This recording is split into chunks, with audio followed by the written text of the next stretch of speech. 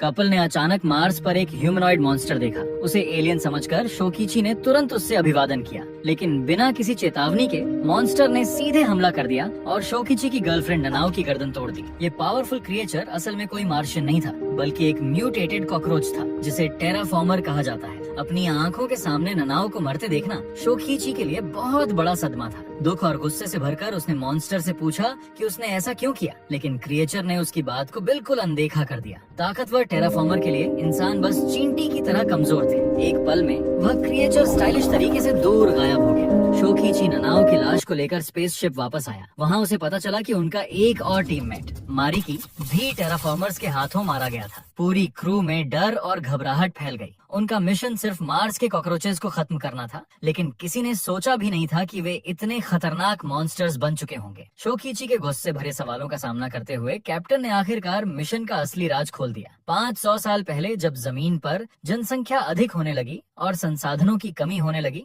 तो इंसानों ने मंगल ग्रह को बसाने का एक बड़ा प्लान बनाया। मंगल के कठोर वातावरण को बेहतर बनाने के लिए सबसे पहले उन्होंने ग्रह के सतह का तापमान बढ़ाया। फिर उन्होंने और मजबूत कॉकरोचेस को मंगल पर भेजा, लेकिन किसी ने यह सोचा भी नहीं था कि सदियों बाद ये तिलचट्टे इतनी बुरी तरह म्यूटेट हो जाएंगे और मंगल के चरम वातावरण के साथ इतनी अच्छी तरह ढल जाएंगे। इससे पहले भी इंसानों ने एक स्पेसशिप भेजी थी जिसका नाम था NX-1, लेकिन अफसोस वह पूरी तरह से तबाह हो गई। अपना कॉलोनाइजेशन प्लान पूरा करने के इरादे से अब उन्होंने एक नई स्पेसशिप भेजी जिसका नाम था बग्स 2। इस मिशन को लीड कर रहे थे डॉक्टर होंडा, जिन्होंने कुछ कैदियों को आजादी और पैसों का लालच देकर भर्ती किया था। उन्हें सिर्फ इतना बताया गया था कि उनका काम तिलचट्टों को मारना है, लेकिन यह नहीं बताया गया कि ये जीव कितने खतरनाक हैं। अब यह सब साफ था कि सभी लोगों के साथ धोखा हुआ था। अचानक डॉक्टर होंडा का एक होलोग्राम स्पेसशिप के अंदर दिखाई दिया। गुस्से से भरे शोकिची ने उस प्रोजेक्शन पर मुक्का मारा और चीख कर पूछा, तुमने सबसे झूठ क्यों बोला? लेकिन डॉक्टर होंडा ने उसे शांत होने को कहा। इस बार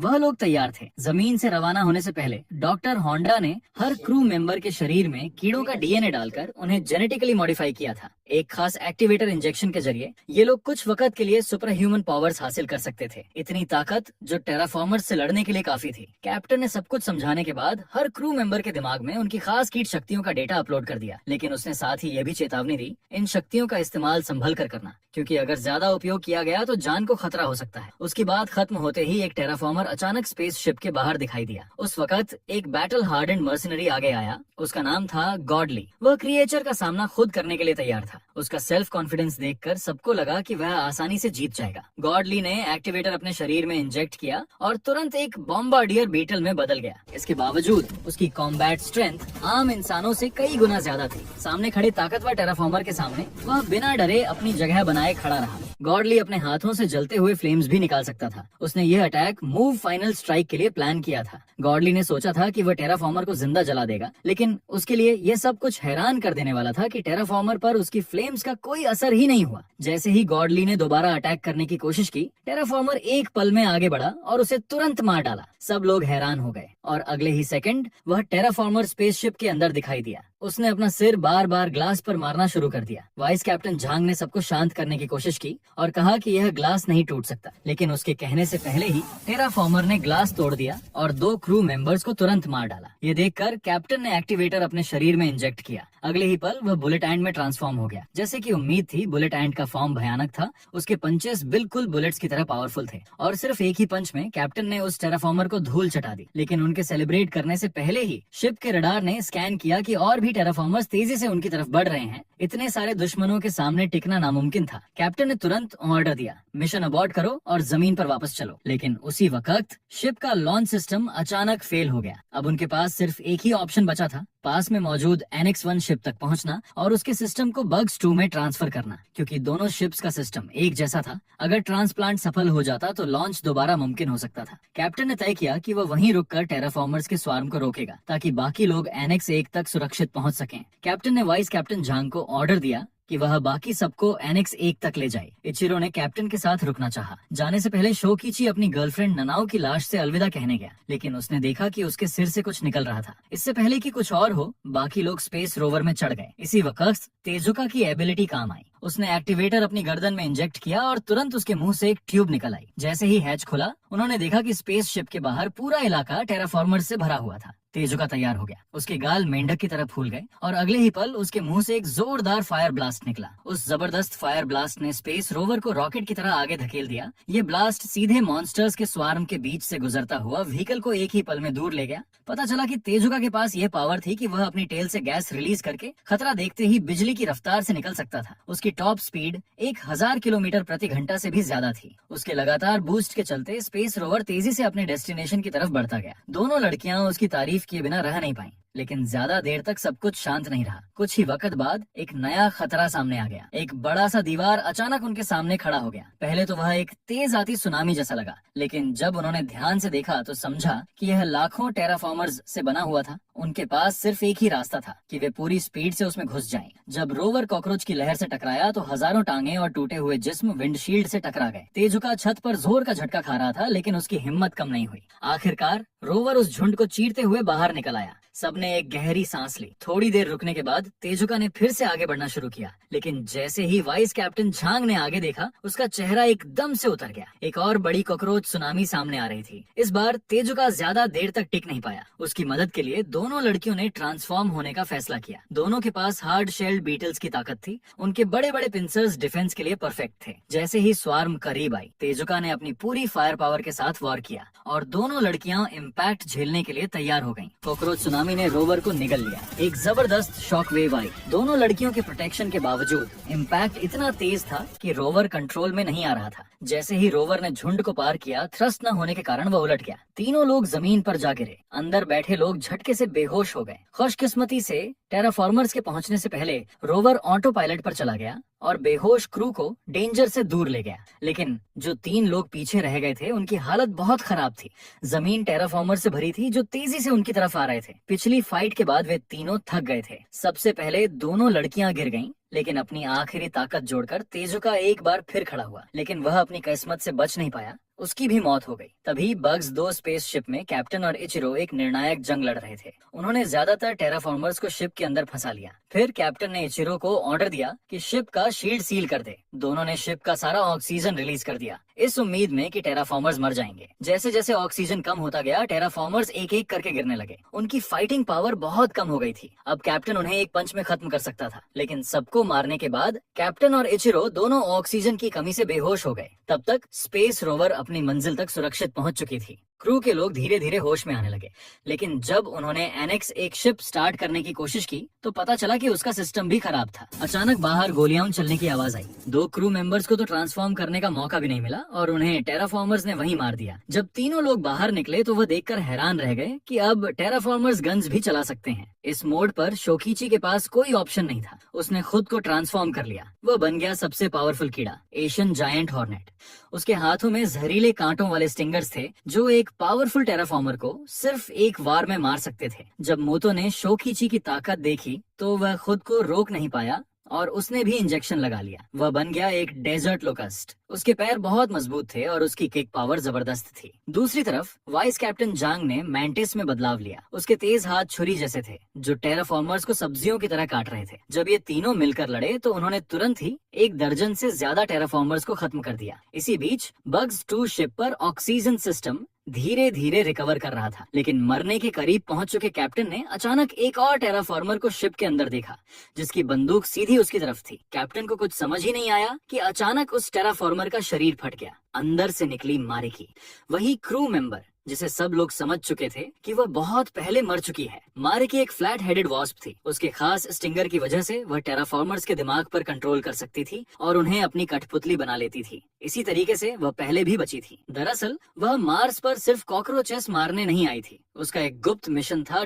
होंडा की तरफ से एक टेराफॉर्मर का अंडा पृथ्वी तक ले जाना। कैप्टन इस प्लान से सहमत नहीं था, इसलिए मारिकी ने उसे गोली मार दी। इचिरो जो पास में पड़ा था असल में उसका साथी निकला। मारिकी ने एक ग्लास पानी इचिरो के ऊपर डाला और कुछ ही सेकंड में वह जिंदा हो गया। इचिरो एक स्लीपिंग किरोनोमेट था, एक ऐसा प्राणी जिसमें लगभग अमर होने की क्षमता थी। वह 2.5 मिनट तक उबलते पानी में 900 नेगेटिव डिग्री सेल्सियस से भी कम तापमान पर या वैक्यूम में भी जिंदा रह सकता था। सिर्फ एक ग्लास पानी उसे पूरी तरह से जिंदा कर देता। शिप का लॉन्च सिस्टम भी असल में खराब नहीं था, उसे इचिरो ने ही सबोटाजन किया था। उनका मिशन सीधा था, टेराफॉर्मर का अंडा पृथ्वी पर ले जाना। जैसे ही मारिकी ने अंडा शिप में रख दिया तो अब सिर्फ लॉन्च सिस्टम रीस्टार्ट करना बाकी था और फिर पृथ्वी की ओर वापसी। इसी दौरान शोकिची और उसकी टीम बग्स 2 की तरफ वापस जा रहे थे। तभी उन्होंने शिप के इंजन की गरज सुनी। अचानक एक ड्रोन उनके सामने आया। डॉक्टर होंडा कंट्रोल कर रहा था। अब जब उसका प्लान लगभग पूरा हो गया था, डॉक्टर होंडा ने सारी सच्चाई बता दी। एनेक्स एक मिशन पूरी तरह फेल हो गया था, लेकिन एक एस्केप पॉड पृथ्वी वापस गया था और वह टेराफॉर्मर का सिर ले गया था। उसी सिर का इस्तेमाल करके उन्होंने एक फॉर्मूला बनाया जो कीट डीएनए को इंसानी डीएनए के साथ मिला सकता था, लेकिन वह टेक्नोलॉजी अभी तक परफेक्ट नहीं थी। इसलिए बग्स 2 मिशन लॉन्च किया गया, कॉकरोचेस को मारने के लिए नहीं बल्कि क्रू के बैटल डेटा को टेस्ट करने और एक टेराफॉर्मर का अंडा छुपाकर पृथ्वी ले जाने के लिए।